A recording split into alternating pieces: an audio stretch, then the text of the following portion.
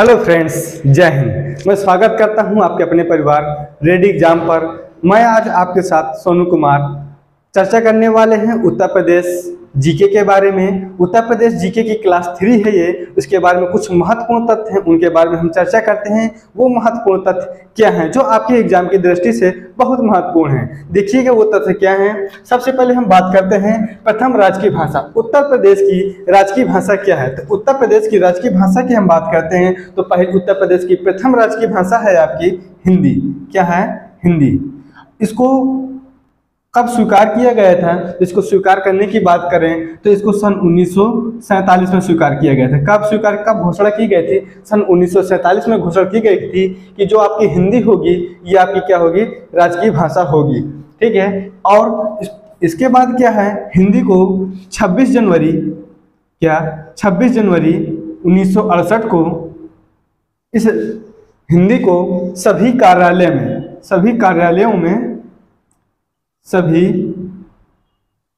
कार्यालयों में अनिवार्य कर दिए गए थे। क्या?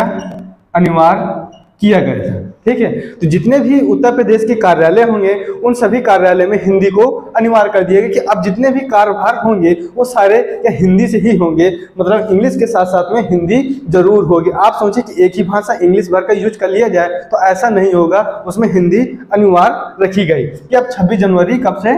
26 जनवरी 1968 से।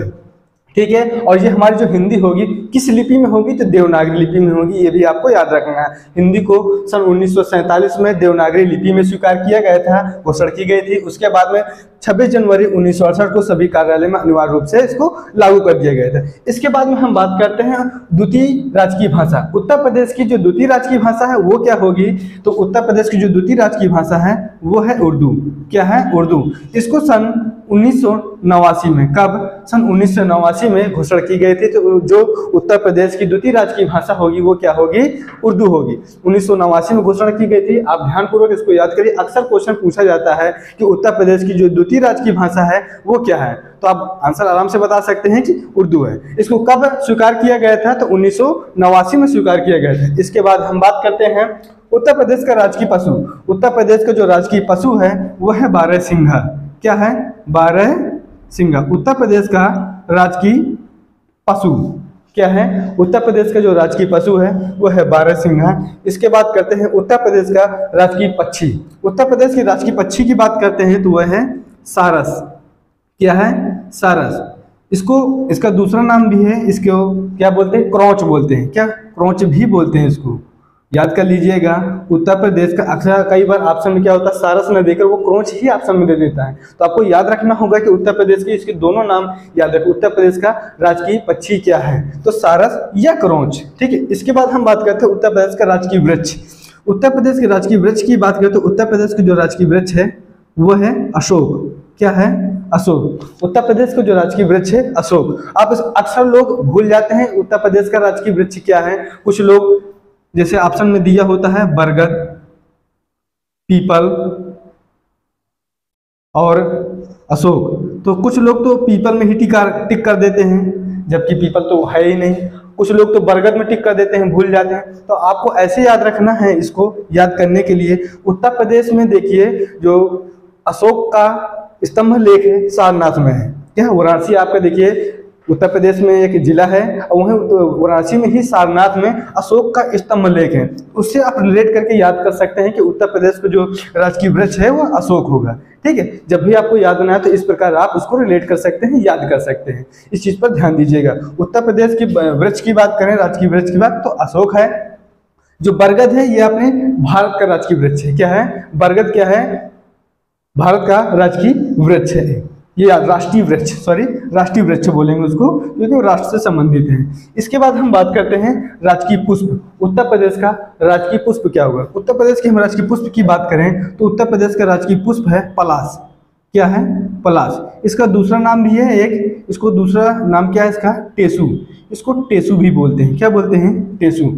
उत्तर प्रदेश के राजकीय पुष्प की बात करते हैं तो पलाश या टेसू, ठीक उसी का नाम है। इसको देखिए 4 जनवरी, कब? 4 जनवरी 2011 को स्वीकृत किया गया था कि उत्तर प्रदेश को राजकीय पुष्प होगा पलाश या टेसू होगा कब से 4 जनवरी 2011 से इसको बनाया गया था कि उत्तर प्रदेश का जो राजकीय वृक्ष हो, राजकीय पुष्प होगा वो क्या होगा, पलाश होगा। ठीक है, इसके बाद हम बात करते हैं उत्तर प्रदेश का राजकीय खेल।